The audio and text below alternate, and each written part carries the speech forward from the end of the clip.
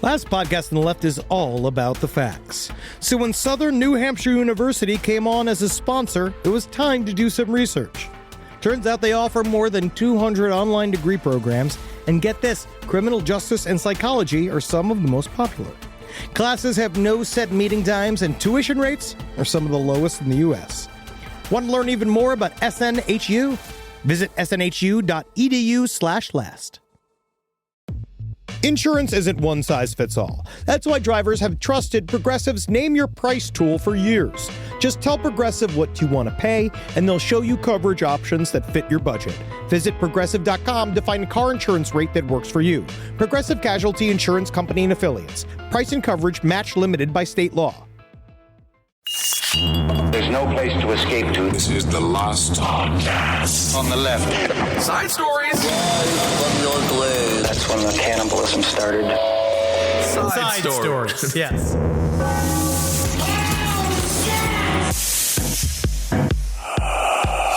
Yeah. Marvin Heemeyer was very creative. No, and I think that is one way to put it. Yeah, and I think that what you said is correct, and what the Thompson twins are talking about, which is true. Why did they destroy the Killdozer? That would have been so much fun. You got Joe Biden in the Killdozer, Killdozer COVID, driving around like anybody can go. Anytime there's a local hero or something, you can put him in the Killdozer, or anybody you don't like, you can put him in front of the Killdozer, and the Killdozer coming to get you. We're talking about the documentary Tread. If you haven't seen it, check it out. I also don't know if you understand COVID. You can't run it over with a Killdozer. That is like killing mosquitoes with a shotgun. Will it work? Maybe, but you're also going to shoot your friend in the face. Get out of the way. All right, welcome to Side Stories, everyone. I am Ben, hanging out with Henry. Documentary we must tell you about Tread. Henry watched it a few years ago. We've talked about this a little bit. The Killdozer was, it's a monument to the imaginations of Americans. Well, there are aspects of all of us that we can see in Marvin Heemeyer. He was the man who became disgruntled, had a massive mental break, and decided to take on his town that he thought wronged him, even though it seems like they didn't.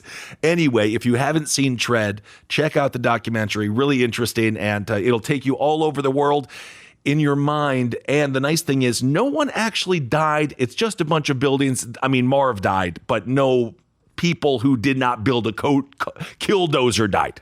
Killdozer, he wanted to go down. He wanted to go down by his own hand because he was, I guess, again, a true sovereign citizen. But it kind of reminds me of what was that car renovation show? Exhibit, with I put a kill in your dozer so you could kill while you doze. That's a fantastic impression of Exhibit. Hell yeah. Absolutely nailed it. That's the thing with Marv. They show he has a book with Bill O'Reilly, but I could also see him being a Bernie Sanders, bro. Like, the guy was just upset about a lot of stuff. You never know. It's like when the KKK and the Black Panthers sometimes get together because they both hate the government. On Christmas on Maury Povich. Or on Springer. Remember that? Well, hope everyone is doing well out there. You're not, though. I know you're not. Some are. A lot of people are doing fantastically. People are capital F fine right now. They're capital F fine. Every single time I catch up with somebody over Zoom that I haven't spoken to about 9 months, that first question of, so, how you doing? And everyone goes, how good, like knowing that they just came from their hair was just in a rat nest, just screaming alone in a closet. That's why I don't ask people how are they doing. I say, how are you feeling? Because I know what they're doing. The same thing I am. Well, speaking of weird things to do, this is the first story. We're just gonna jump right into some murder and mayhem here.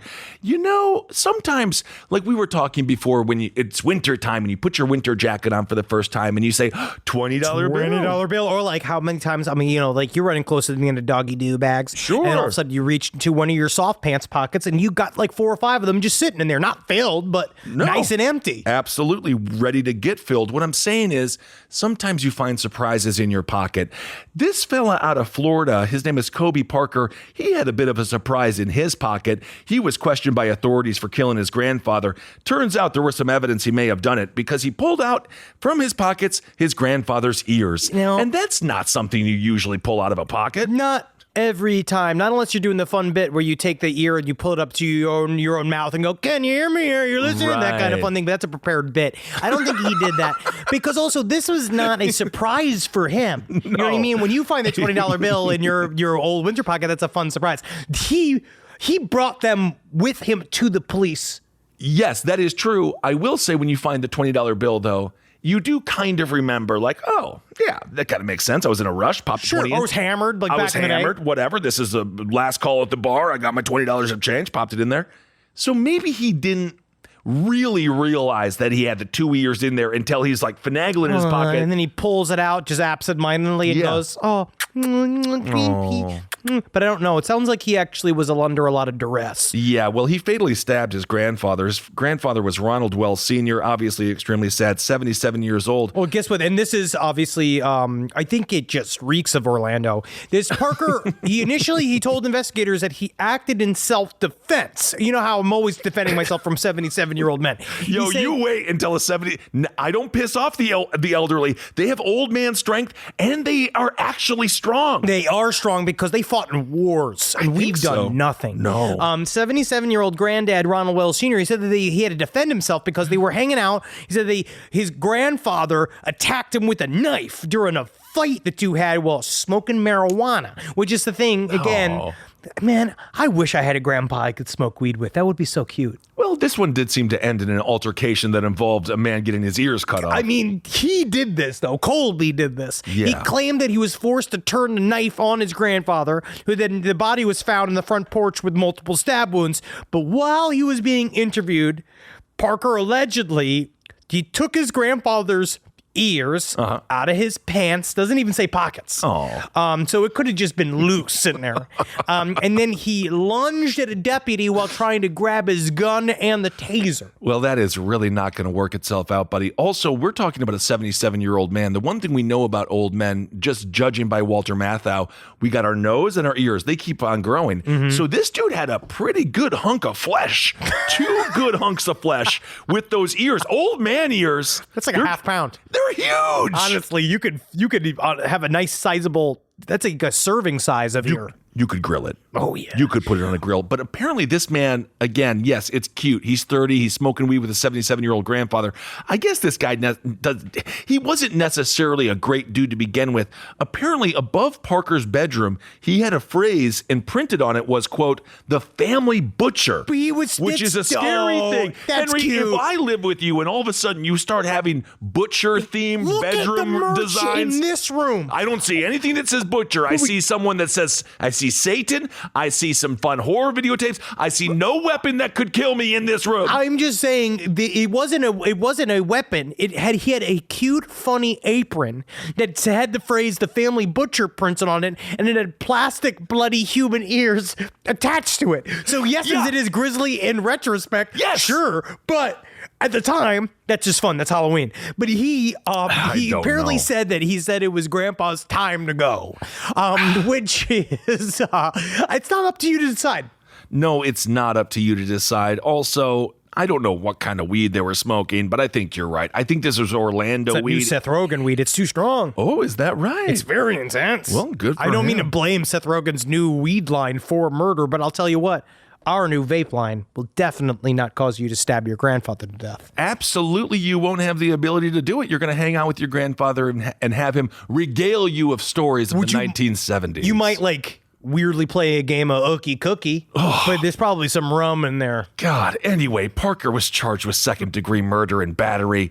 Of course, the battery charge comes from when he attacked law enforcement. But again, I think the major crime is stabbing his grandfather to death, cutting off his ears, carrying said ears to the precinct, Yes. and then showing them to the police like a small child just showing you the macaroni art that he made in kindergarten. With cats bring you little gifts. Yeah, it's kind of like that. But they didn't like that gift because they knew that this was evidence. Although if you're a cop, thank you. Case closed. A lot of paperwork just got figured out. You don't have to do all the, and how many serial killers you already had in your car doing ride-arounds? You don't deal with any of that. It's great. Not to mention, if you're going to cut something off of a corpse, I guess the easiest thing to cut would be the ears. Oh, yeah, you just grab that ear and quick, lop that off. Yeah. I mean, even your nose has got a lot of chunk you got to get to. You could actually probably just rip the ears off if you want to. Apparently, it takes... Oh, gosh, yeah, I suppose that you could. If it's almost like an enlarged skin tag in some ways, the human ear. So I guess you could just grab it by the back and rip down... 8 pounds. Of pressure? 8 pounds of pressure to rip off a human ear. That's it? it? Yeah, you just gonna you can just rip that off the side of somebody's heads if you want. It's like we joked about before, like ripping the little tags off a mattress, just as illegal.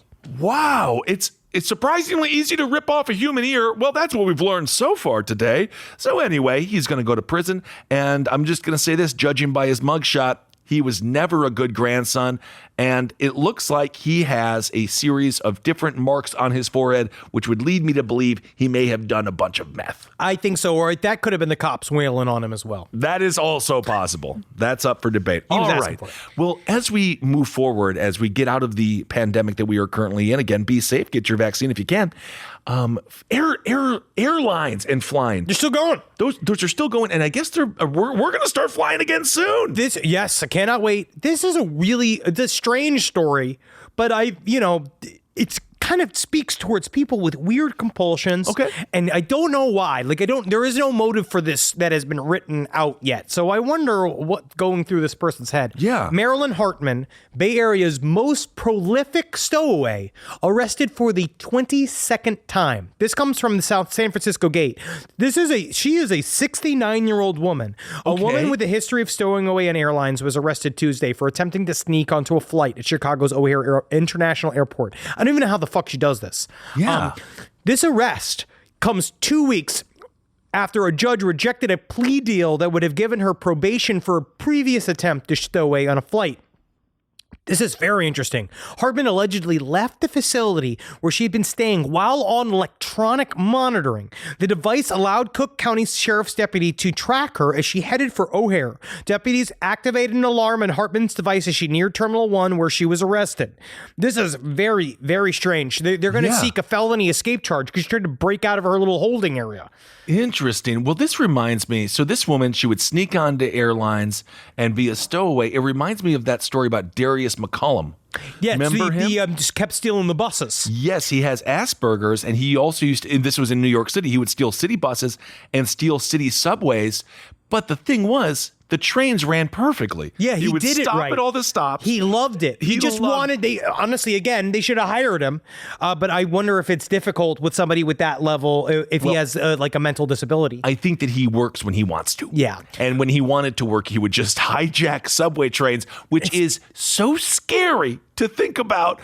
But it's the movie Money Train. It's the movie Money Train, but because Mr. McCollum was so focused on getting people to where they wanted to go in New York City, the trains ran better when he was the conductor. I don't know if the same is the case for this stowaway on these planes. No, her first documented try was in February 2014 when Hartman made it all the way through SFO's security and onto a flight to Hawaii, which is honestly, if you're going to bust onto those, that's the one you bust onto, right? You get into the you go to a vacation, right? Absolutely. And she was busted when the person who had the ticket showed up to sit in the seat. Well, that will happen. That's an odd confrontation. Not only are you in the wrong seat, you are in the wrong plane. You are in the wrong airport. You should not be here whatsoever. Dude. What an altercation that must have been. She's done this. Then 3 days after that attempt, she tried again at SFO, getting stopped at the security checkpoint because she had taken someone's discarded boarding pass. Okay. And then 2 months after that, she made it all the way onto a flight. In April 2014, Hartman boarded a flight at Maneta San Jose International Airport, landed at LAX, where she was apprehended. And now she's just been arrested constantly at Chicago area airports. She keeps just trying to go and then purposely getting arrested. Well, I think it's just going to get more and more difficult for her as technology increases. And of course, she's been arrested 22 times. So if you're an officer and you see her, I think you just kind of arrest her and assume she's trying to do something illegal immediately until proven otherwise. She already did it. She made it through one security checkpoint in 2019. I'm actually... In October. She was released from Cook County Jail a year ago in an effort to prevent low-risk detainees from contracting COVID-19. So they released her from jail. But now they're trying to put together a plea deal that will include mental health treatment because obviously she needs it. I mean, I think they just have to recreate what it's like to wait in line for a plane. She seems to love waiting in security lines. It's the worst part of the whole process. I'm actually jealous of this woman. I think that what she can do is almost a cloaking superhero-like power. I can't even go through security. Like when I was coming back from Uruguay, they asked me if I had any illegal food, and I'm such a fat fuck, I bought a bunch of snacks. Sure. But they wanted like pineapples and like fruit. Yeah. And fruit. like, did you bring a bunch of bugs back with you? And I'm like, no, I didn't do any of that. I left them in Uruguay. But I was so nervous when they asked me if I brought food in that I said no. And then I was basically strip searched and the whole thing. And then they were like, you brought snacks. And I was like, yes. Yeah. And they said, that's fine. I said, okay. You should have said something. I am just so much weaker than this woman who looks at the ultimate authority that we have in this country, which is the TSA. She looks them in the eye and actively lies. And my God, what a power she must have. I think that she is very mentally ill. Yeah. But in like a that again, way. That kind of I don't even know if it's fun. It's compulsive because she is barely making it onto these flights. Technically, the system does vaguely work because they keep just stopping her and arrowing her.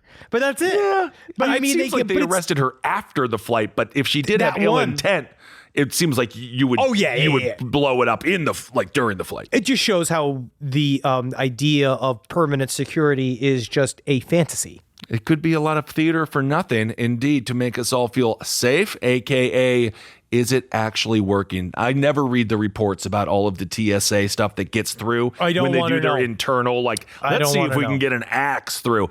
You probably can. It's just like it's just an axe shape just with Christmas wrapping like all over it. And the guy just like, doo-doo. Come on through. Except for a fact that if you have like one fucking weed roach in New York and they stop you. Oh my goodness. Nothing more. We're not going to talk about TSA stories a bunch here, but Carolina, of course, from No Dogs in Space and Marcus's beautiful wife, she got not detained, but she was forced to take off this little beautiful gold grenade necklace from Canadian. It's a literal half an inch a cute, fake grenade. Little beautiful little piece of jewelry. Yes, it was from Verameet in Brooklyn, and that was ridiculous. And I think the TSA just stole it. Oh yeah, and then I've had a little knife taken from me. Yeah, you're traveling with little knives. Well, I had a little tiny knife. Yeah, I did. Were you cutting a little tiny steak? Yeah, I wish. Why did you? No, I had like what's its butts? It was like one of those little I forgot what it was attached to. Flippy flappity. A little flippity flappity knife. I believe tiny little knife because it was supposed to only be longer than your 4 fingers. That's when they used to stop you. Yes. And so, but the guy took it and he put it up against his hand and it was just a little edge over the top. And I was just like, you have little hands. Listen, if I wanted to do vengeance, you think I'd bring this tiny knife, man? I'd be strapped with C4, bro. Well, indeed. You'd hear my killdozer rumbling down the street, bro. I'm just so happy you have no masculine abilities to do something like build a killdozer because honestly, Marv, again, going back to the documentary Tread, psychotic break. But holy crap, did that day. He built a fuck of a killdozer. He really took off. He put a lot of work into that. He could have just hung out inside of that for a long time, too, because he had TVs and everything. He was in there the whole time. He lived in there. He slept in there. It's kind of like the way we make people work here at LPN, where they're all sleeping inside of the studio, constantly whittling podcasts, whittling and whittling. They got the cables. They're making that by hand. Everything is done bespoke here at LPN. Absolutely, that is true. Well, speaking of strange stories, this week's Hero of the Week is actually going to be a fantastic interview that I can't wait for you guys to hear about last week's Hero of the Week. This person, I almost think they can get it when it comes to Hero of the Week. I have no idea what this means, but in Modesto, a person's been shoving forks through hot dogs and then just like leaving them around neighborhood lawns. And it sounds like it's just art. It sounds a bit like art, but did you ever fork, like if you have a teacher, did you ever fork their yard? You know where you buy a bunch of plastic forks and you put them all in their yard and then they have to pick them all up? Is that just so we can watch you bend over again and again? No, we did not watch the teachers bend over, but we knew that they were going to wake up to a bunch of forks in their yard and then they would have to clean it up, which is a good 2 hours of work. So I remember pencils in the ceiling. No. That's what I'm talking about. I took it away from what you were talking about. That's from like Welcome Back, Kotter. But we did. There was a pencil in the ceiling thing. I remember when people used to do that as a child. But that's not attacking the teacher at their home. No, but you put it up in the ceiling and someone's got to go up there and they got to go get it. No, the point that I'm trying to say is we were attacking the teachers at where they sleep. where that's how you really know. Like, no, what we used to do is you break into their homes while they're sleeping and you tie them up and then you call yourself, like you wear animal masks and you do the strangers like head tilt at them. That's what we used to do. Yeah, well, that reminds me of that great movie, You're Next. Check that one out if you haven't seen it before. I'm looking for the magic. I love that song. Looking for the magic. So in Modesto, California, a bunch of neighbors have found dozens of hot dogs skewered by forks. There's been no explanation. It's just art. This is art at its purest. No one's asking for it, but you didn't know that you wanted it until you get it. However, Banksy. I'm just saying the word Banksy. Thank you, Banksy. Apparently there's many Banksys. I don't know. And quite frankly, it's a team. I'm done caring. Isn't that interesting? I love him, but it's like, got you. I love what you do. Thank you. But the Modesto Police Department, according to Sharon Baer of said police department, there were reports that they were poisoned hot dogs. What? And that would be bad. Then he goes from hero of the week to villain of the week. Exactly. Because dogs eat that. Dogs love hot dogs. Well, exactly. But apparently, according to Baer, again, she says that there were no dogs located or reported to have been found sick, which is really nice. So I think this might be someone trying to kill dogs, in which case, that's not a hero at all. You did this. I know. I'm sorry. I did a horrible wait a second. thing. Are they poisoned or not? Are these hot dogs poisoned? No, because no dogs were found sick, and you know a dog's eating that hot dog. But then why did this person say, I think the hot dogs are poisoned? Why did that person say that? Well, is it just baseless claims? Is this where we're at with fear in America? Absolutely. We're Yeah, all so definitely afraid? Yeah. Wow. So you mean once they're done using the COVID-19 fear to direct us to do whatever they want, you think next is going to be fear of the tubed meat? Which these doctors are already trying to do with their fucking little, your cholesterol's high, Mrs. Zabrowski. Well, that's I know something. what they're fucking doing. I know what big meat is trying to do. Well, that big meat is trying to get your doctor to shut the fuck up. Do you think maybe it's big chicken? Like remember Chick-fil-A? Yes. They have to eat more chicken. Those are the cows, though. It's the opposite. You are citing commercials that you saw on television. You old man. Please let me leave my house. Anyway, according to Angelica Hernandez, a neighbor in the area told ABC 10, you know there's not a lot going on in this town. If this is ABC 10 pulled up with the news van. Jesus fucking Christ. Literally, we've had 2 shootings this week, and the areas they are talking about. This is huge. This is important stuff. Dozens of these skewered hot dogs found on neighborhood lawns around Dimension Street. She says it was a strange sight, and she had never seen that before. So this is apparently not something that happens constantly in Modesto. And dare I say, because it would make the news if it happened constantly. It'd just be a thing you know about Modesto. Oh yeah, Modesto, where the hot dogs are on forks. Yep. And also, I must clarify, it's a bit of an older story here, but something that I think I'm very happy. How old?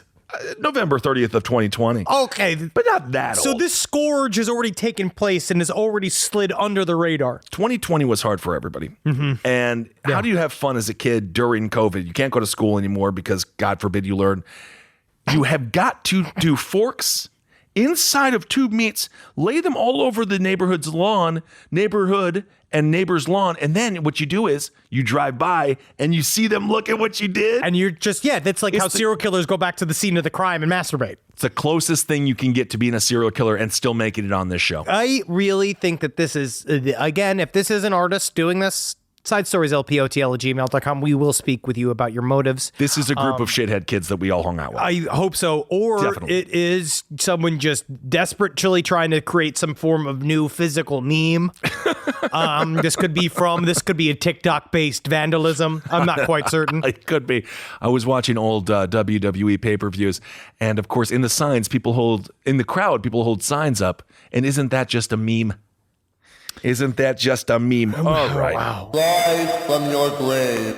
This podcast is brought to you by Squarespace. Squarespace is an all-in-one website platform that helps you stand out online. Yes, that's right. You don't have to smash your face with a hammer. You can just start a business. It's got everything you need on Squarespace, from securing your domain to building a professional site and showcasing your work all in one place. Let's say you want to show everybody how you can carve your ribs out of your lower abdomen so that you look more like a Ken doll. That's amazing. You can bring your vision to life with AI-powered design or curated templates, plus flexible editing tools that helps you create something that truly reflects your style, especially if you are somebody that is trying to corrupt the young men of America. That's what Squarespace is really going to help you. Squarespace makes it easy. It makes it easy for you to put all that together, and you just go to Squarespace and do it all. Thanks, Braden. Head to squarespace.com/left for a free trial. And when you're ready to launch, use offer code LEFT to save 10% off your first purchase of a website or domain. Hey there, everybody. Is your cell phone bill too much money? Are you getting that bill and you're like, hey, what is this?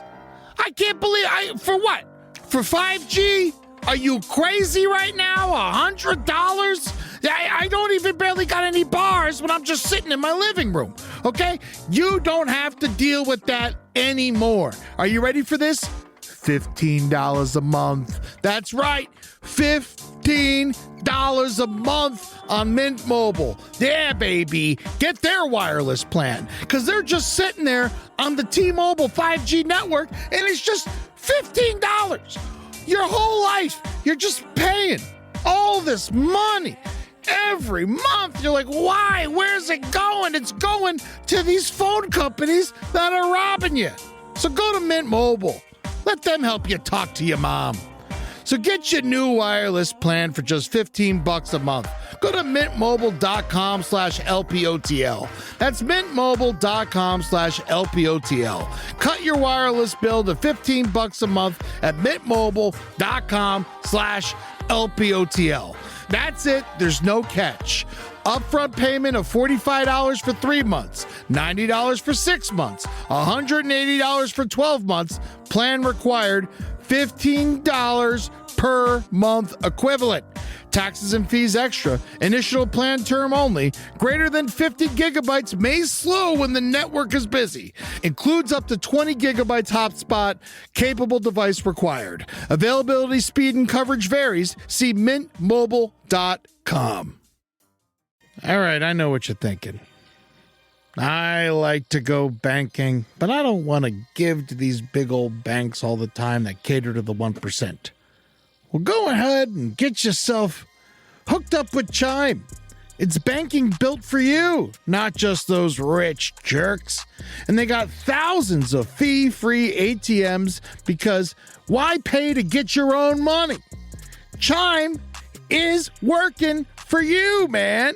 You get your Chime card, you're going to get travel perks, you're going to get into airport lounges, you're going to get those chicken thighs. You know, every time I go to an airport lounge, I get chicken thighs. And you know what I say whenever I see a plate of chicken thighs?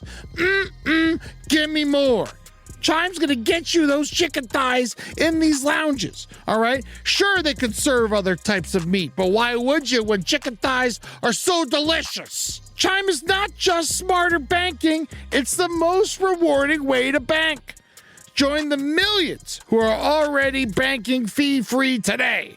Head to chime.com/left. That's chime.com/left. It only takes a few minutes to sign up.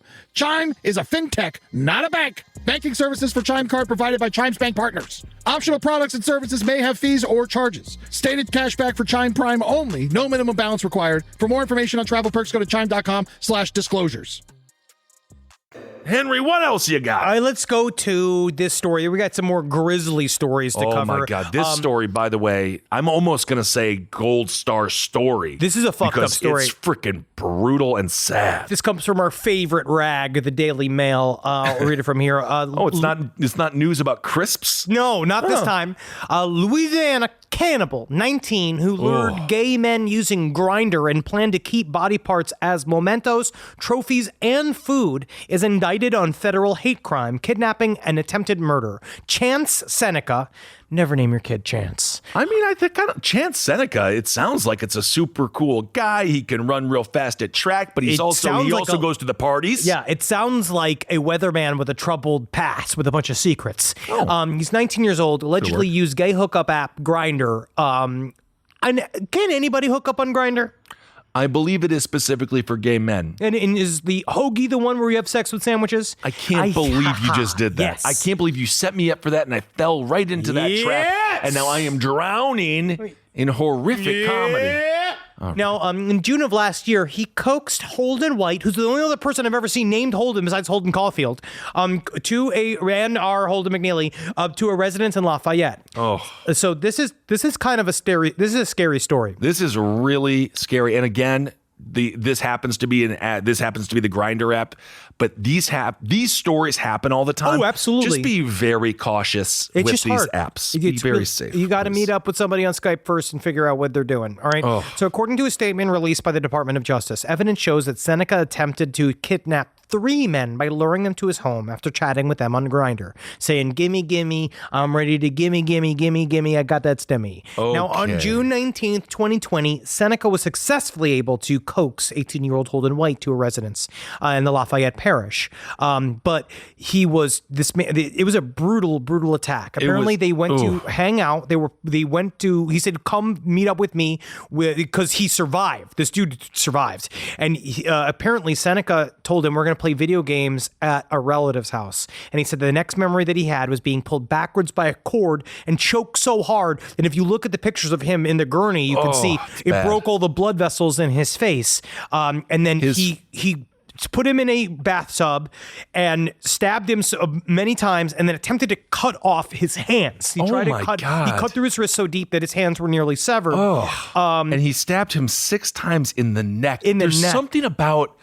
Isn't it weird? Like when I hear someone get stabbed through the hand, I'm like, oh, that must hurt. Yeah, the defensive wounds freak me out. Defensive wounds, but there's something about being stabbed in the neck too, where I'm like, can you stab me in the back? I feel like getting stabbed in the back would feel less Just something with painful. meat. Something with meat. But man, stabbing the neck 6 times, we don't have that big of necks. How did you even do that? You just do it all over. You just do it again. It also depends on the. I mean, this is not being me being glib this time. This is me saying it depends on the size of the knife. Yeah, that's true. And he apparently then he did all of this. He thought that he'd stabbed him. He had tried to cut off his hands, and then he called 911 on himself. Chance Seneca called 911 what it seemed to be in a self-described effort to be put into a mental institution.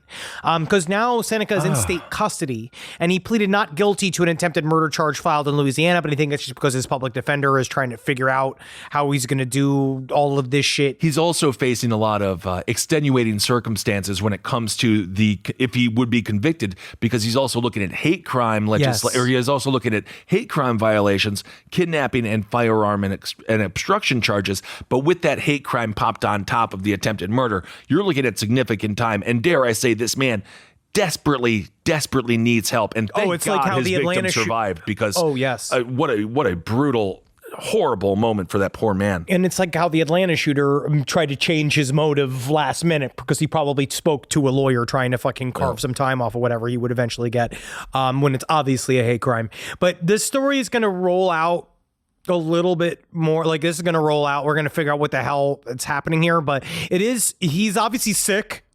He's effed up. And he's not cool. No. And again, the media outlets... The teen who was attacked suffered from strangulation. But he's doing really good now. It looks like he's alive. He's really, this is going to be a tough rehab, I imagine. And hopefully he's not permanently brain damaged with the lack of oxygen and stuff. He also had blunt force trauma to his head. And again, cut so deep in his wrists that his hands were nearly sawed off.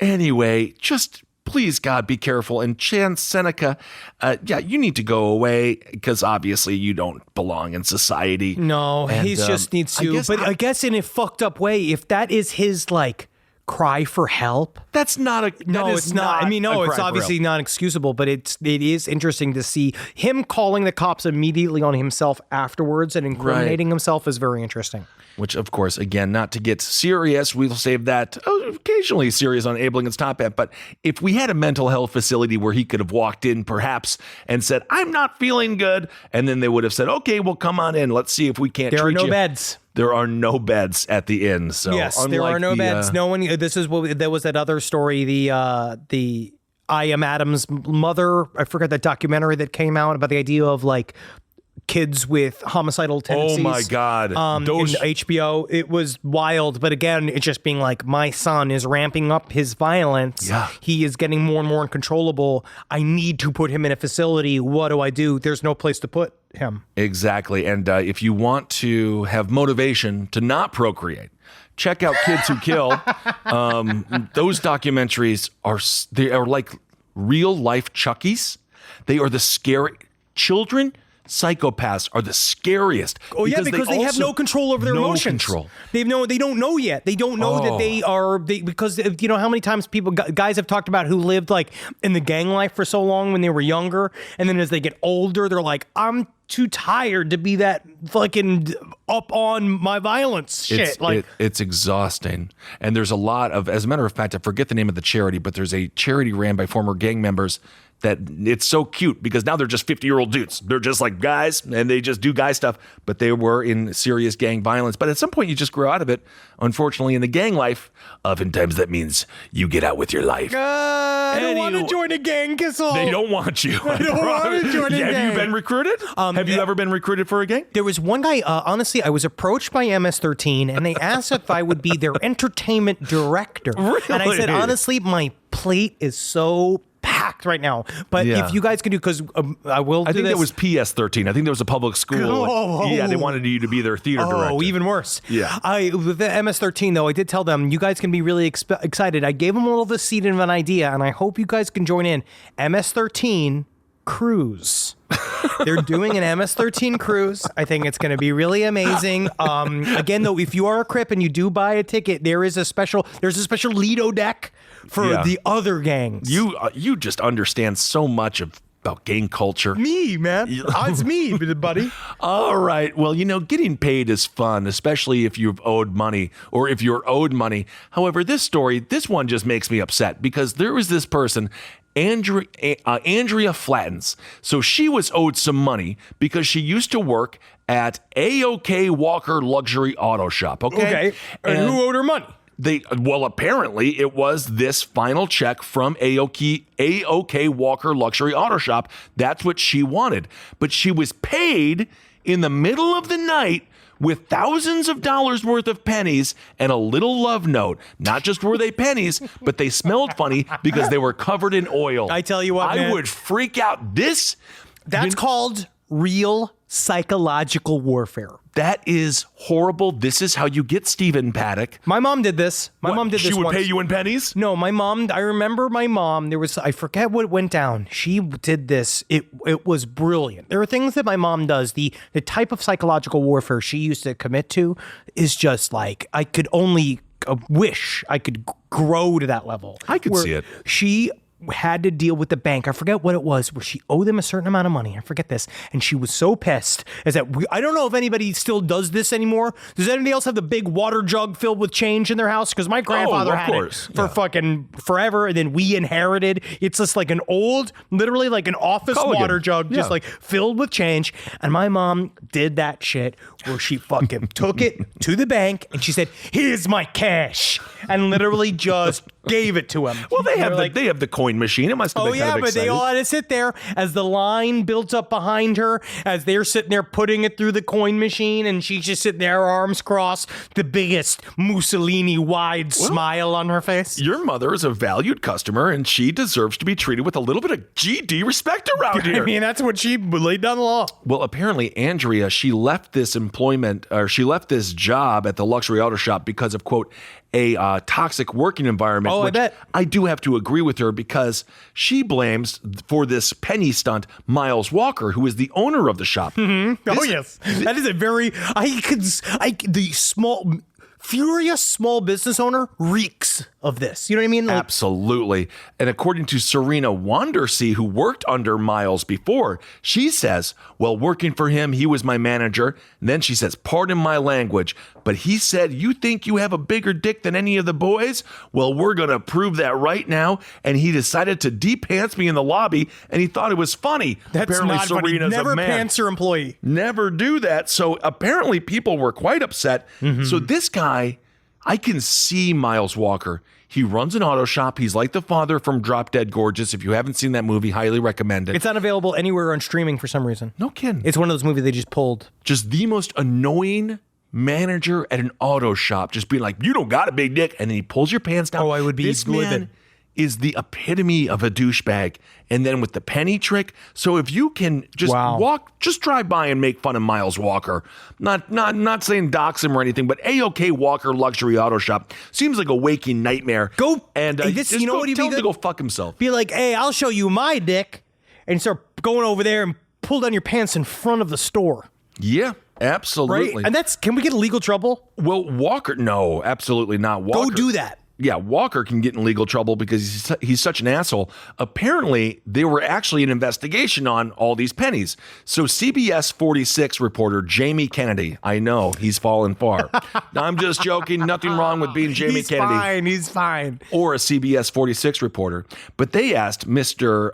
Walker about the pennies. They say, may I ask you about the pennies? Do you know anything about them? And he says, I know tons about it. What's wrong with it? Then he goes on to say, so then Jamie asks, so you dropped the pennies over at the person's house? And he says, I don't know if I did that or not. I don't really remember. He's a fucking asshole. This guy is a fucking piece of shit. He also said, it doesn't matter. He got paid. That's all that matters. Wow. He's a fucking weenie for bringing it up. He's a weenie. He's a weenie. So wow, these apparently, are fighting words. You know what?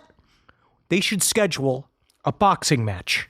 it seems like they should, and apparently everyone involved in this story is a man. Is a man. Yeah, everybody is a man. It is all a man. But he called him a weenie, and then he said, because he is, and because you give him a platform, I just told you exactly what I had to say. You guys are what's wrong with the world. Get the fuck off my property. Wow. This dude is a psycho.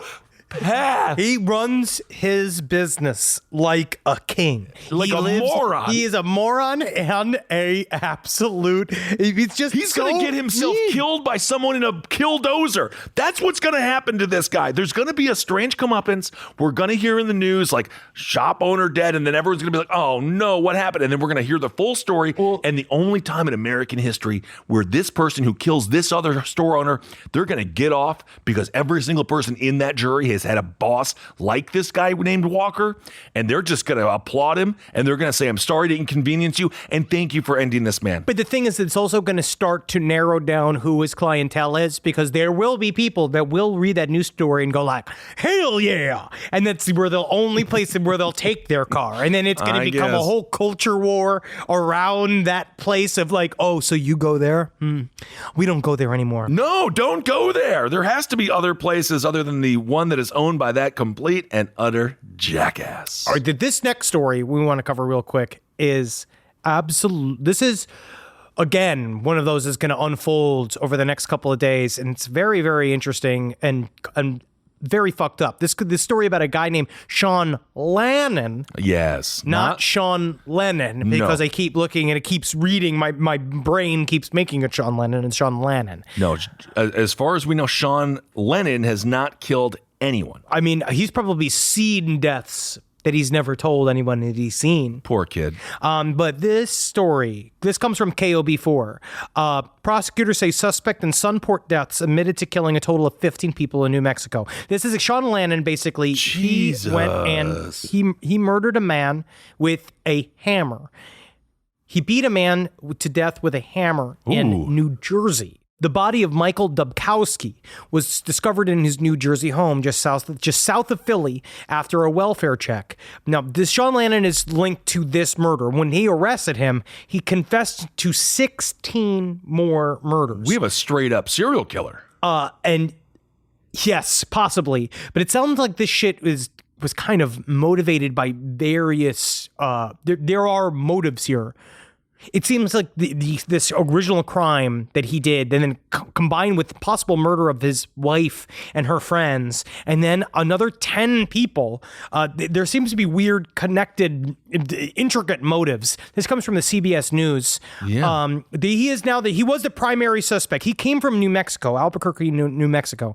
Local law enforcement officials in New Mexico and in New Jersey are working with federal agents on the veracity of claims by Sean Lannon, including that he killed 11 other people, including the 4 people they now are connecting him definitely to. Authorities said in court documents that Lannon, 47, made the admission in a phone call to a relative who told investigators he expressed remorse. The case started on March 5th when the bodies of Lannon's ex-wife and 3 other people were found in a vehicle in a parking garage at Albuquerque International Sunport, New Mexico's largest airport. It's not clear how they were killed. 3 of them were reported missing in January from Grants, about 80 miles west of Albuquerque. The victims were identified as Jennifer Lannon, his wife, who's 39, Matthew Miller, Jessa Mata, and Randall Apostolon. They said that 4 bodies, they were found at the airport. One definitely was killed in Albuquerque, and the other 3, which was his wife, was definitely killed in Albuquerque previously, and that the other 3 appeared to have been killed in the Grants area of Cibola County, right? Yeah. So he left this. Essentially, he just left a car at the airport, got on a plane, went to New Jersey. On March 8th, 3 days after the remains were found in New Mexico, the body of Michael Dubkowski was found. He was beaten to death with a hammer. And then he was immediately, he was arrested. He was then where he was charged with the multiple counts. So he's the first murder of his wife and 3 other people. That was in Albuquerque. That was in Albuquerque. Hops on a plane. Yes. Goes to Jersey, kills this guy with a hammer. It does seem like he has a plan. Yes. It seems like he's Buscemi. It seems like he's from Billy Madison. Looks like he has a list of names that he is crossing off. And the question is he telling the truth? We don't know. When he says, I killed 16 other people. Well, apparently, it sounds like he set up a story of what happened to his wife. So he told friends that his wife, Jennifer, had run off with some friends, possibly that to never Arizona. happens. Never happens. And No that's what one's running off to Arizona. Nobody does. And everybody says it here, like, that it doesn't sound right because she was a mom. And I don't think she was just going to blow off her kids, No. right? And then apparently, people kept saying they don't understand what happened with Dubkowski. According to neighbors, he said he was a real good guy from what I could tell. Just a total shock what happened to him. But according to Sean Lannon, he told investigators that Dubkowski, who he beat to death with a hammer, had sexually abused him as a child and that he had gone to the home to retrieve sexually explicit photos.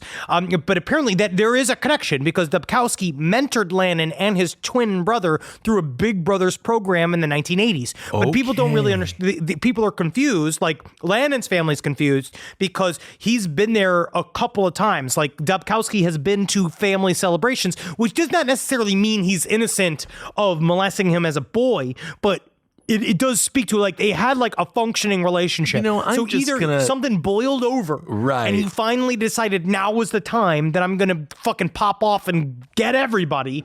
Nobody who ever never believed me, I guess. No. Or is he just an absolute psychopath who's just became completely unhinged? He might just be trying to set up his defense. I mean, as who knows? Well. You never know. I'm definitely not going to. I'm going to not side with the guy who killed 4 people before killing the person that then he alleges molested him. Oh, yeah. I don't know. It seems a little muddy. There's a lot going on in there. Obviously these stories are real. Chris Whitman, who is the brother of Jennifer Lannon, he says it's a challenging time. He added, just getting news today that he confessed to a total of 16 murders. It's mind-boggling. He talks about, he says they were together for about 9 years, and it's just mind-boggling because it's someone I welcomed into my home. We had Thanksgiving dinner together, and someone I know has taken my sister's life and tragically, potentially 15 others. So it is just, it is so sad when these things happen, and that is just why it's harder and harder sometimes to believe in love. It is, and because you're just like, you were together for 9 years. But how you're do just you? Going to kill me and all of my friends. This is like a weirdly serious question. How do you begin to tell your family that I'm having homicidal thoughts? Like, what do you do to stem this behavior? You got to go to therapy. I mean, yeah, of course. But there's still things you don't even tell your therapist because it's like really weird. Well, if it's felonious and you're actively licking a gun, they might report you. But it would be good for you to figure out a way to, like, how do you tell other people that I'm going through this thing? I am scared of myself. There has to be ways that he could have reached out. Can there be like a type of flare gun you shoot that says like, I'm having severe psychological problems, and someone just can come? Because sometimes you just need to be taken against your will to a place, and then you go like, thank you for putting me in that cell. I was about to murder a lot of people, guys. I'm calm now. Like, wouldn't that be nice? Like calm.com. Remember we used to do commercials for them? Yes. Again, I think what we're talking about is mental health facilities that were all shut down in the 80s that potentially could have helped. And but think about all the golf courses we have. I know. And how nice is that when you think about relaxing around sociopaths? It's just like being in the loony bin. Whitman said regarding his sister who died, I'm just going to miss her laugh and her sense of humor. So it is so sad. These are real people. And this guy, if you look at the picture of him, the scary thing is, got a good mug. Yeah, he did a good mug shot face. He's got a mugshot face, but he looks like someone you just walk past on the street or walk past an Ace or Home Depot. That's why the mugshot is always interesting. Sometimes you see a guy and you're like, he's convicted of jerking off 18 ducks. And you look at the mugshot and you're like, all right, yeah. Definitely. Yeah, he's jerking off ducks. He's jerking off ducks. But this guy... Like, what was it? The guy who had sex with the Olaf last week. You're like, yes. It checked out. Yeah. This guy, he kind of looks a bit like Chris Watts, I guess, but he just, again, looks... Chris Watts, again, just a normal-looking ass dude. Normal-looking guy. That just walked around. You don't understand that what his face is the fragile mask of a mass murderer. And if he was molested, again, that's absolutely horrible, and we take that very, very seriously. Of course, but murder is never acceptable unless, pitch it to me. You got to have a strong pitch. You got to have a strong pitch. And the person that you're murdering, so this is how it works. In order to secure peace, you got to prepare for war, okay? So sometimes you've got to kill someone because you know that person's going to kill 100 other people. So by killing that person, you've just saved lives. But you need proof. Evidence. Yes. That's important. So the main thing is gather evidence. They're going to blow up. They're blowing up SoFi Stadium, and I know that. So to save all of those lives at this Rams game, I'm going to kill that person. I think that's great. But you need some pictures. You need some receipts. You need some emails. You're going to have to hack in there. You're going to have to hack into their stuff. And so I would say yes, if you're going to learn light espionage first. And then try desperately to get away with it, because the way our legal system works, believe it or not, they're still going to be mad at you. Everyone's going to be like, oh, murder's bad, murder's a gamble. He was going to blow up SoFi Stadium, so technically I'm a hero. But he didn't do it yet. That's what they'll say to you. Oh, but did he do it yet? Did Richard Reed blow up the plane? No. Oh, but he had some fancy shoes, didn't he? Yeah, made by the FBI. Rise from your grave. I rip around in the bed. You might actually not be surprised by this, but I'm a restless sleeper. I roll back and forth like an alligator with a wounded deer. But something's changed in my house, and it's thanks to Boll and Branch. People keep their bedding way longer than they should. It's because people are afraid of change. Not me. I burn my sheets once a week, but I don't need to, because Boll and Branch's signature organic cotton sheets, pillows, blankets, and comforters are all designed to be breathable, incredibly soft. They get better over time. Start with the signature sheets. You're going to buy 2 sets so you can rotate them. Come on, you're going to want to. The moment you get into bed, you'll notice a difference. I know I did. I just got fresh from the bath. I was fully lotioned. And sliding into those sheets kind of felt like, to be honest, I felt like the luckiest pasta filling in the whole world. All right, they're really good. You will like them. You will feel like a brand new laid chicken. Which is, we're all going for it. Just trying to be a hot chick again. Sleep cooler this summer with Boll and Branch during their annual summer event. For a limited time, get 20% off site-wide at bollandbranch.com/left with code LEFT. That's Boll and Branch, BOLLAND branch.com/left. Code LEFT to take 20% off. bollandbranch.com/left, code LEFT. Exclusions apply. Call me a squirrel, 'cause I'm covered in acorns. That's right. So many people are focused on where their money is today. And Acorns is the financial wellness app that cares about where your money is going tomorrow. Let Acorns work for you. You put acorns in the ground and you're gonna get trees tomorrow. That's right, investments. And with the Acorns potential screen, you could find out what your money is capable of. I always do that. I'm like, I want to invest in something that I like. Let's say cheeseburgers. Okay? That's kind of hard to do. Acorns will help you find a cheeseburger that is right for you. So sign up now, and Acorns will boost your new account with a $5 bonus investment. Wow! Join the over 14 million all-time customers who have already saved and invested over $27 billion with Acorns. Head to acorns.com/left or download the Acorns app to get started. Paid non-client endorsement. Compensation provides incentive to positively promote Acorns. Tier 2 compensation provided. Potential subject to various factors such as customers' accounts, age, and investment settings. Does not include Acorn's fees. Results do not predict or represent the performance of any Acorn's portfolio. Investment results will vary. Investing involves risk. Acorns Advisors, LLC, an SEC registered investment advisor. View important disclosures at acorns.com/left. Summer schedules can get busy fast with camps, vacations, sports, family time, and every single time Carmi eats a block of dark chocolate, we got to take her to the emergency room. You know how much time that takes. All right, IXL makes it easy to keep learning part of the routine in just a few minutes a day. IXL is an award-winning online learning platform that helps kids truly understand what they're learning, whether they're building math confidence, strengthening reading and writing skills, or reviewing science concepts.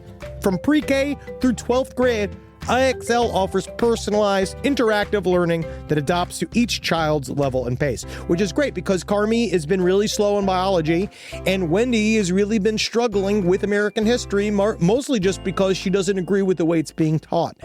So it's really important. You make an impact on your child's learning. Wendy, as soon as she gets her chicken, she is ready for all of her lessons. And Carmi just really has to eat 5 or 6 bites of liver, beef liver, chicken liver, and then she can really get down to, I'm hoping this is the year she reads To Kill a Mockingbird. So really, IXL, thank you. Make an impact on your child's learning. Get IXL now. And Last Podcast on the Left listeners can get an exclusive 20% off at IXL membership when they sign up today at IXL.com/left. Visit IXL.com/left to get the most effective learning program out there at the best price. All right, now it's time for a conversation with Hunter Barker. Hunter Barker was last week's Hero of the Week, and I'm going to say this week's Hero of the Week is a man named Nick Montano, I believe, who owns the Los Teros Mexican restaurant. So he is this week's Hero of the Week, but This is the guy who sat in the beans. This is the guy who sat in the beans. So this is Hunter Barker. Enjoy our conversation. Unbelievably sweet guy, and we're building it out here. We love our characters here on Side Stories. So enjoy our convo with Hunter Barker, hero of last week and this week, sure. All right, everyone, now it is time for Hero of the Week. And this week, we are revisiting the hero from last week. We are talking beans. Talking big old sloppy, drippy beans. Oh, I can't wait. This man is an absolute hero. He helped save Los Toros Mexican restaurant. He is a stuntman, and I can't wait to talk about what it's like to sit in beans for 24 hours. Hunter Barker, thanks for being on the show, Hunter. Well, yippee-ki-yay, gentlemen. What an honor it is to be here. Wow. Dude, hell yeah. Now, because they have listed you, you are a stuntman. Looks clean, by the way. You are clean. Congrats. I thought there would still be some bean residue on you, but you are completely bean-free. There's still a few beans and a few different cracks and crevices, but we can get to that. I would love to talk to you as a person that has also been submerged in an oily substance. I was once, we've talked about it endlessly on Last Podcast on the Left and Side Stories. I once spent several days absolutely slathered in peanut butter for a show that I did called Your Pretty Face is Going to Hell. And I know that the one thing that affected me the most about sitting in that peanut butter was that the smell of the peanut oil would not leave me, or just I was just smelling peanuts for like a month. Elephants were following him everywhere he went. It was ridiculous. A bunch of chihuahuas. Now you did this. I'm not going to call it. It technically was a stunt, but actually it was a piece of. This was a political movement. This was Yoko Ono and John Lennon laying in a bed. 2021. Who needs those two talentless hacks when we have Hunter Barker, a man who can sit in beans? Hunter, I've got to ask you, yes, as Henry was alluding to, do you still smell like beans? Guys, please excuse my language. I smell like shit. Mm-hmm. Hell yeah, dude. Very good. I like pure honesty. Follow-up question, did you shit in the beans?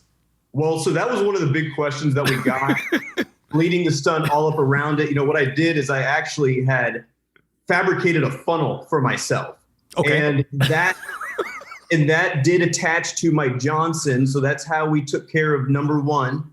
Number two was a different scenario. I used it's called a Modium. It's like an over-the-counter. Yeah, of course.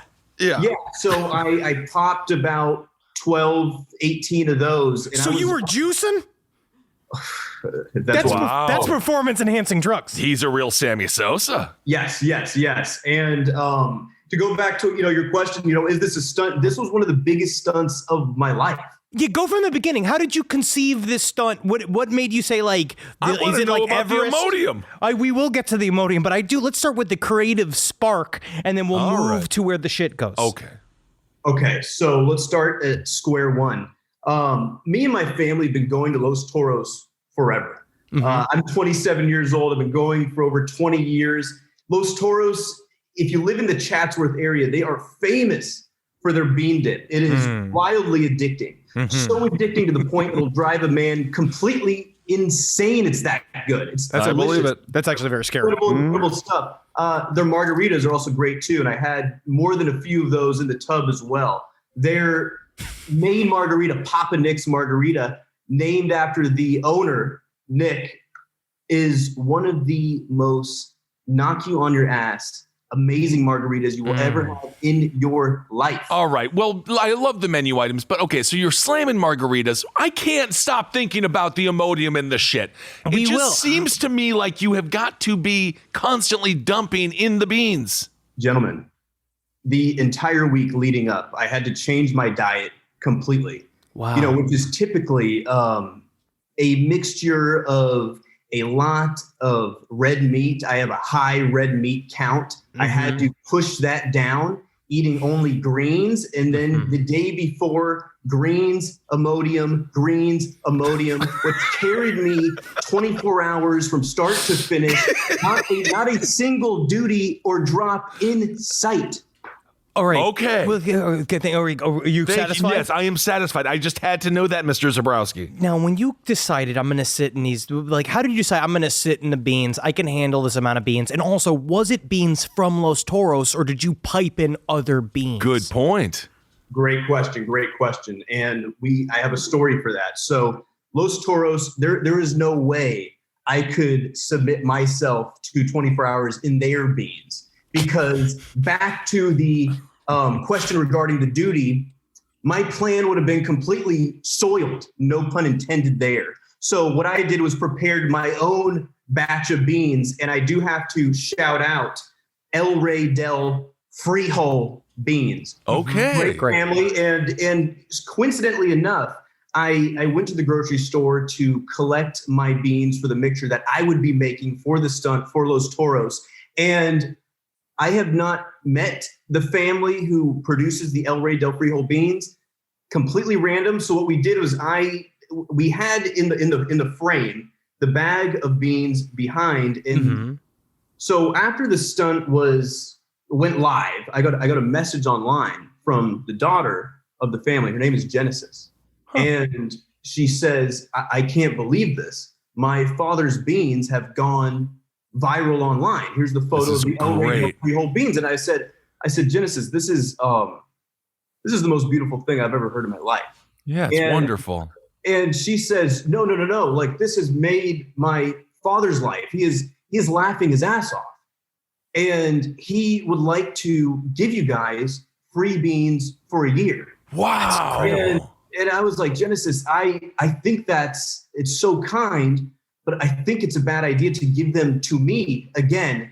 Let's do something charitable with these beans. Yeah. That's great. How many beans did you have to buy? Because looking at the picture, we are looking at slightly larger than a kiddie pool. No, it was a lot of beans. A lot of beans. And it looks to be about a 4-inch deep pile of beans. What are we talking here? And why weren't you arrested for buying that many beans? It seems like someone who's about to commit a terrorist act involving a series of blown up baked beans.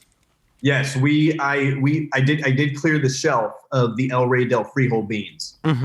Now, did you just choose them because of consistency? Like, now, as a stuntman, you looked at this, you wanted to set this up in a way scientifically, because a lot of times beans, refried beans specifically, are very thick. How do you get them up to a runny enough texture that you can really wade around in it?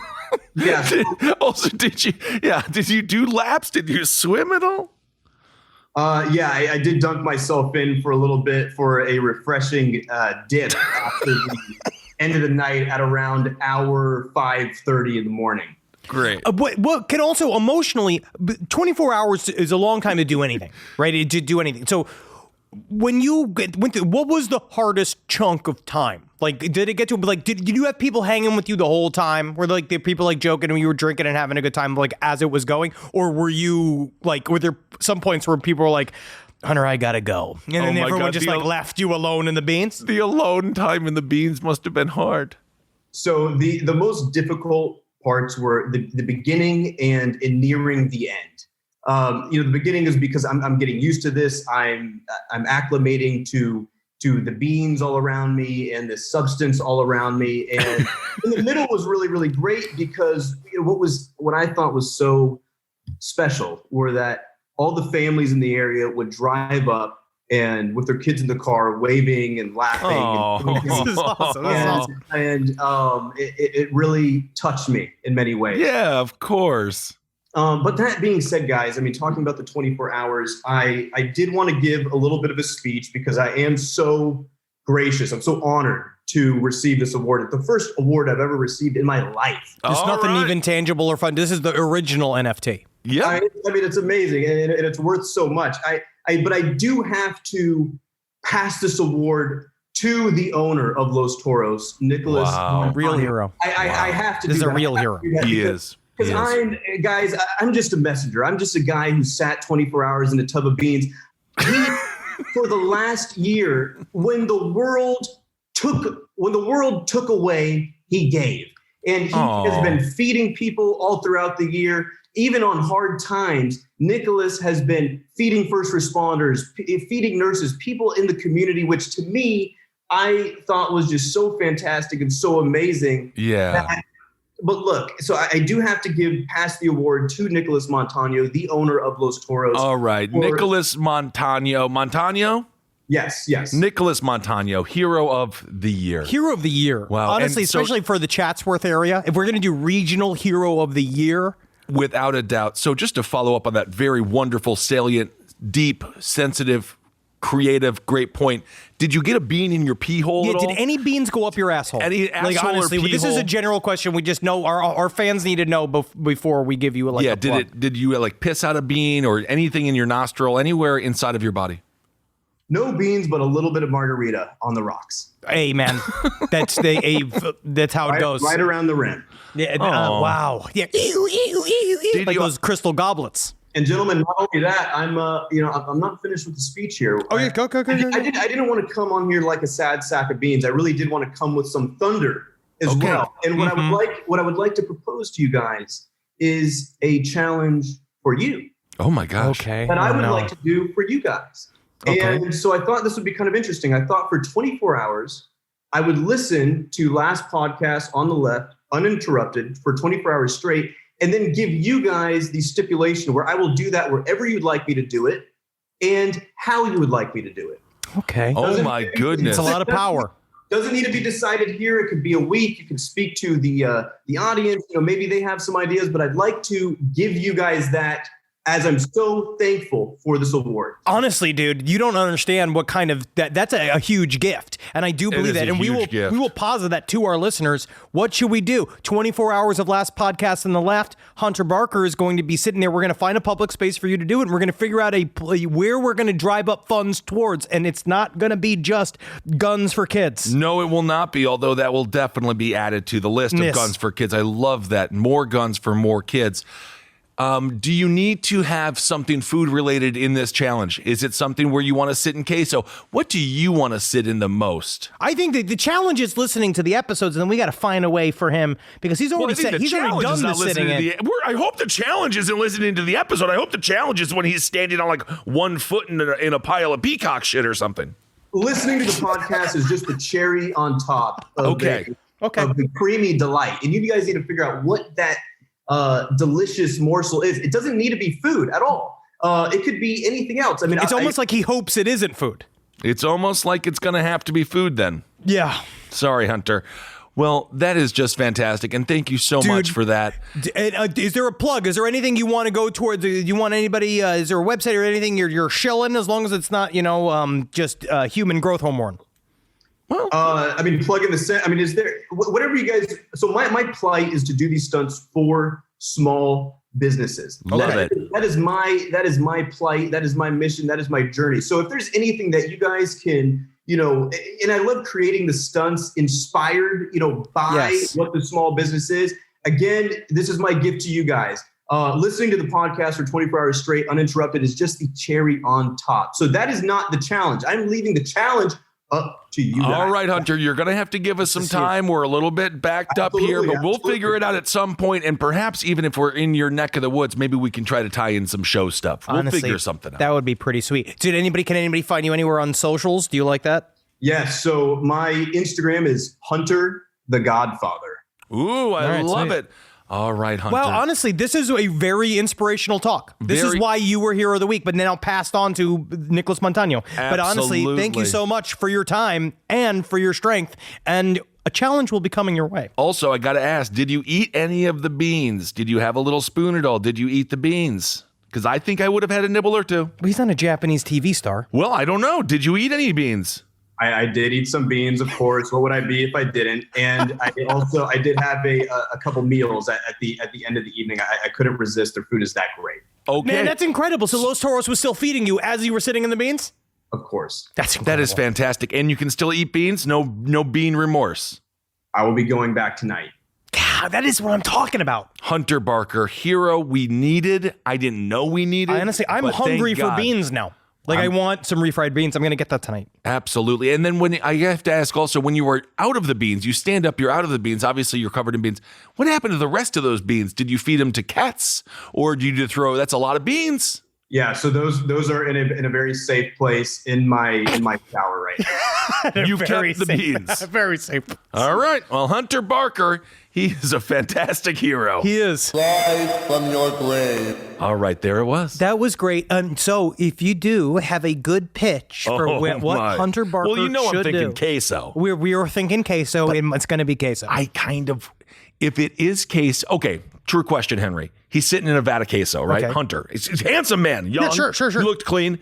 How far away from his body would you dip a chip to get that queso? And I'm talking, we're not going to put him in Tostitos. No, we're putting him in Texas queso. Real queso. It's going to burn his body because it's full of jalapeno. Is it weird to say this is where there's a double standard? Really? That if it was a beautiful woman. Well, I see there was a strip club in New York I would walk by all the time, and at noon you could go eat sushi off of a stripper's body. Absolutely. Which, you go don't to work. do it. You don't literally do are it. an accountant in your lunch. You go and eat sushi off a human body like you're Jeffrey Epstein. That's a lot. Oh, I love tuna off of a butt. Because you get that slight warmth. I honestly, I don't know why, as a man, only just because also even looking at him, he's not even my type in even that respect. Okay. Because you have, I don't know. He's quite handsome. Sure, but still, I don't know why it's like the double standard. If it was a woman, I'd be like, yeah, I'll try it. But if You're not because it's a gonna eat the man, chip. no. I would have no problem going with the corner dip. I would go with the corner dip. That's where you're more advanced than me. Well, you know how hard it is to mix around the queso. I think most of that corner dip will be safe. Congeals. It The will top congeal. And I will take some of the skin. I'll take some of the skin from the very top because that's safe. But I don't know what floats up. And also to have to. Well, okay, Hunter would also need to shower. He needed to wash up. Yes, of course. And also, as we learned from our interview, he does have a piss contraption, and he actively said he did not shit. So I would need to know, had he urinated yet? If he had urinated, I'm going to go even further away from him.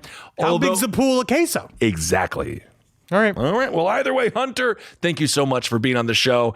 And side stories, lpotl@gmail.com. At some point in the not so distant future, which could be 100 years from now, if you think about time, we will do something with Hunter, and we will use his unbelievable talents for some kind of greater good that we don't quite know yet. Yep. As a matter of fact, what if he sat in a bunch of 1,000 oily pennies? Ugh. That's gross. All right. It depends on what we're working towards. Yeah. We did get a mail from someone that said that plushophilia is a thing. You have to read that email, buddy. I'm sorry. You have to. This is a listener email. I have plushophilia and I'm a woman. I can say that when I do use my stuffed animal for sexual purposes, I have one specifically for my needs. The others are just because I adore them. It doesn't get very wet at all. Guys ejaculate cum. Girls don't always release the fluid. Sounds weird, but didn't know how else to describe it. My stuffed animal stays quite clean, and I do wash him, but moisture has never really been an issue at all. Ben, I think guys would get a stuffed animal more dirty or wet than a girl would. Thank you. My stuffed animal stays in my collection, and no one has ever known about my fetish, has ever figured out which one I use. So just go around and smell all of your friends' stuffed animals, and if it smells like balls or a vagina, just ask them if they're fucking it. I just want to know if you're... Henry, right now, are you fucking any stuffed animals? No. I'm just going to believe you, even though you said it in a way that makes me not believe you. I just feel like the funniest part about that email was when she said, men come and women don't really ejaculate. And she's like, sorry for being gross. It's like, that's normal. That's actually not that gross. That is a normal thing that you said. It was you fucking all of one of your dolls in the collection. But, now we're hitting the fucking tricky waters. We can't say that it's I'm not demonizing. We can't yuck her yum. I'm not yucking her yum, Mr. Zabrowski. And I love this woman. I am just saying Try to make a sentence. Try to make a sentence that string together some words. Does she buy a bunch of plushies that enjoy being cucks? Because my understanding is she's only fucking one of them. And if I am one of these plushies on the shelf, if I'm like the Stimpy doll that farts, and all of a sudden all I get to see is like my friend Raggedy Ann go get banged out by her owner, you're just and I'm always just standing there like, well, I guess I don't get fucked by the owner. Yeah, you're always a stuffed animal in the corner being told how small your dick is and how much greater the other plushie's dick is. Yeah, that's a lot unless you're really into it. Man, I did stumble upon a JOI. That's a jerk-off instruction video. I know those. Where she was so mean. Yeah, and you're just being like, you're honestly, now I'm insulted. No, I don't. You're saying a bunch of accurate things. I think the guys that like to be demeaned tend to like actually be like, they tend to be like svelte, and then they like to be like, you're a bad naughty boy, but they're actually buff. Like if you call me like a bad fatty boy, that hurts. That's offensive. I'm upset. No, I actually, we've had a lot of messages, people saying that honestly, they don't see a distinct difference between people that are like, you don't see, it's not just like executives who are subs. It's like most people, it's like all over the place. Oh, absolutely. But there is, but every once in a while, you do know for a fact that Donald fucking Jr. eats a pile of shit and he's just like, thank you, mommy. He's got to. And of course, Kimberly Guilfoyle, what a mommy she is. Question though, to you, Henry, now that I am becoming more broad, and thank you for broadening my mind, like the intro of Roundtable of Gentlemen, is it any different fucking this doll that she has or this plushie toy? Is it any different than a fleshlight? Oh, absolutely not. Absolutely not. All right, no. And we talk about people fucking... absolutely not. Right. No, I don't think so. It's the same only thing is, what if like her... It's more like, are you in a full-on relationship with the plushie? Then it gets to the whole point. Then it gets into like, we're talking about like insurance issues. Of course, but then also, it's just, I also think a fleshlight isn't on a shelf next to a series of other fleshlights that your friends might look in and then you don't know that. Because then they have the specialized fleshlights. They got the, I believe Asia, what's her name? Carrera? No, not her. It was before the other one. Okay. She's got one. Asa has one? She's got one. I believe, I don't know if Sasha Grey had her own pussy. Like her own fake pussy. Jenna Jameson had her own fake pussy. Well, and she had her own fake butt also. All I know is when it comes to the fleshlight, it would be nice if they actually put a little flashlight in there. It would be nice just to have so you could put the cap on and it's got a flashlight and then you can hide it and it's also convenient. Also, if there's a home intrusion and you're like, all you have is not a gun but a flashlight, then all of a sudden you're like, who are you? And then they're looking at the pussy. Like, and they're like, oh my God, what's going on here? That's scary. All right. Well, thank you so much for that listener email. Anything else, Henry? I have this one. This was one of those, so we talk about these, like, the people talking business and like business seminars and trust building exercises. Oh my God, it sounds like a freaking nightmare. So I got the chills when you guys started to describe some of the tactics used during the seminar, including the 5 survivors on a boat thing.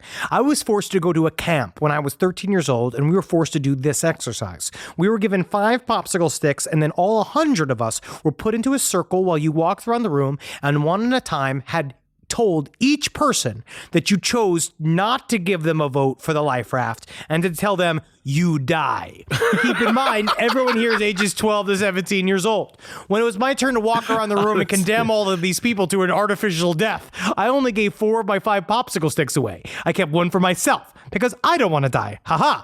This prompted one of the facilitators to pull me aside and scold me that this was against the rules. What? So I ended up giving the last stick away. Did you not see the end of the movie Titanic? You got to take care of yourself. Of course. After the exercise ended, they revealed the point of the ordeal, and it was to scold us for we're not caring for ourselves and that none of us voted for ourselves to live. He voted and I for just himself. about Oh my lost God. my shit at this point. The same facilitator pulled me aside and said later that I almost ruined the exercise because they naturally did it. It's a stupid exercise. I went to Camp Luther, and I had horrific memories of Camp Luther.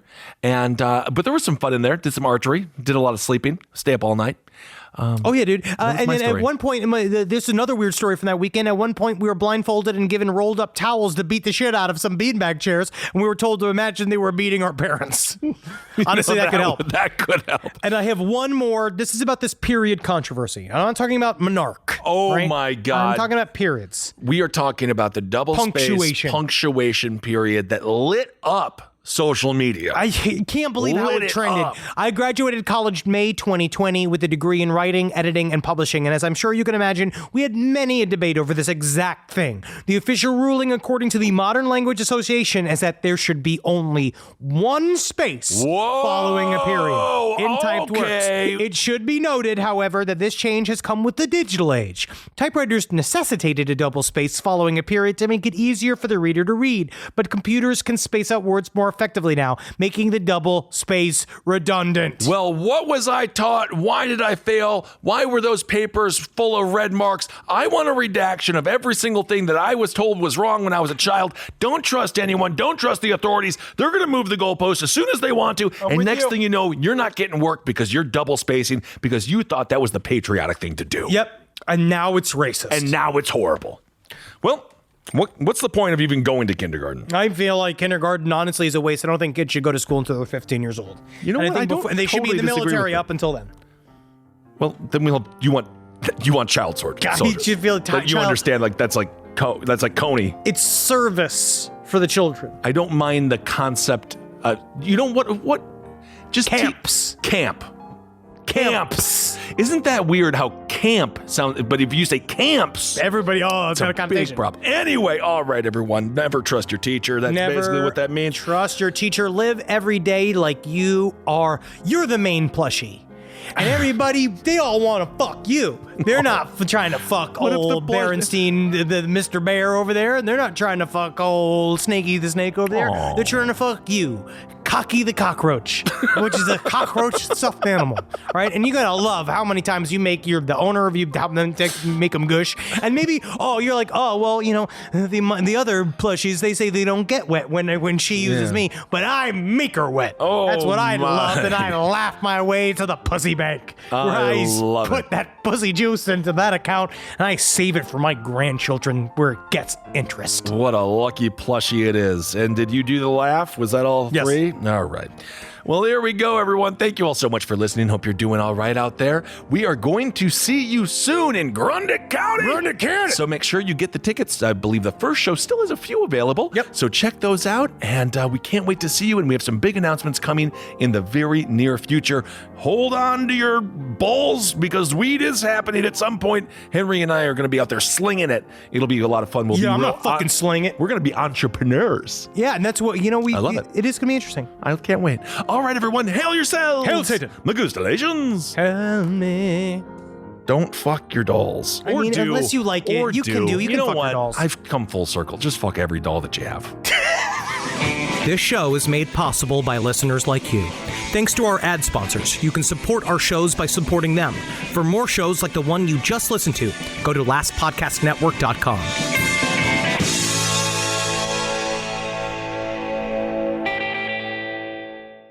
Hi, I'm Angie Hicks, co-founder of Angie. When you use Angie for your home projects, you know all your jobs will be done well. Roof repair? Done well. Kitchen sink install? Done well. Deck upgrades?